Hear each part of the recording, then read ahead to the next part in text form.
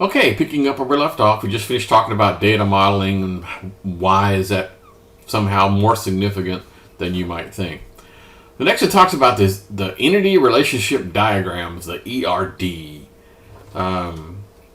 Some database terms. You remember the terms we talked about? We talked about, domain and the keys and what's a selection, what's a projection, all those terms. Okay, you remember all those terms, you'd be in pretty good shape. What's a linkage, what's a joining. Okay, all good terms. Database types. Remember we talked about how you had in the old days, you had flat file systems, and flat file systems still exist. OneNote and Excel and all these guys, just produce files. Databases are a little bit more complicated than that. They may reside inside files, but they are not files. And so a little bit about that and you'd be good shape. 3 categories of SQL statements. Two of these are in the book, so the third one is not. You have to look this one up. So I'm talking about the categories of SQL statements. And once again, I don't necessarily have that memorized, but it's in the notes. I don't think it'd be too much trouble for you to find it. Data visualization.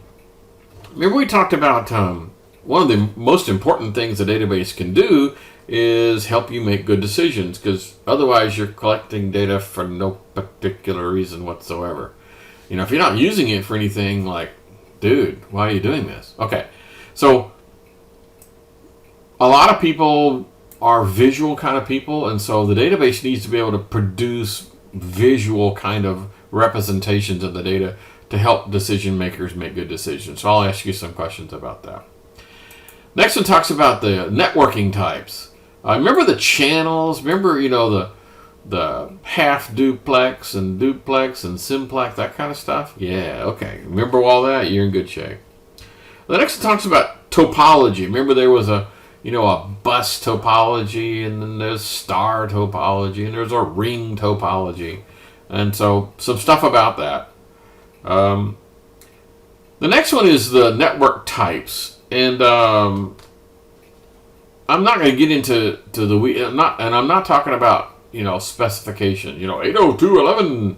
No, I'm not talking about that. I'm talking about just the difference between a WAN and a MAN and a whatever, right? Remember all the local area or the metropolitan area, all those guys. The LAN, the MAN, the whatever.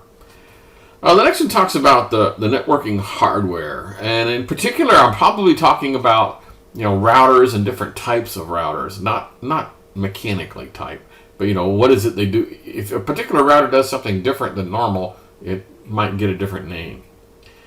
Network operating systems. I mentioned to you that you not too long ago you could go buy a networking operating system and bolt it onto your existing systems. The next one talks about wireless security, and I put a no there because you may have to do a little bit of research for the answer. But it talks about, what are the ways to safeguard yourself? You're sitting at an internet cafe somewhere, and you want to make dang sure that the stuff you're doing is, what do you have to do? Or what could you do? Cell phone systems, just a kind of an architecture kind of thing, how are they put together? Who can participate? That kind of stuff. It's kind of simple, I think. I gave a good example of this particular question, so if you just paid attention in lecture, I don't think you have any trouble. Okay, I have 2 extra credit questions that everyone gets. So 25 of the questions are going to come from this pool here, this pool of 40. But then everyone gets the last 2. And you can kind of already tell that these are going to be short answers, right? So it's going to be explain why, this is more important than that in the components of a computer-based information system.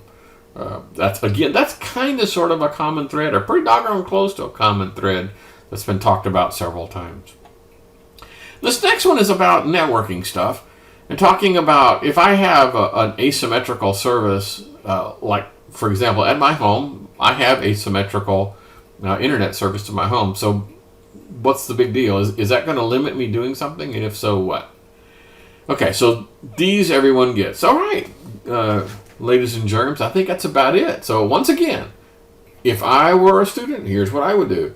I would scan through the book, looking at these page numbers, going, yeah, I got it. I'd probably take a new set of notes just because now I'm being told precisely what the topic is, right? I'd take a new set of notes. I would have all of my notes from the videos that I watched, because when I watched the videos, I took notes. And then I would look at the instructor's set of lecture notes, because he specifically said he was looking at these when he was writing the questions. Okay? So, studying for, take the exam. I wish you guys well. And we'll see you again at some other time.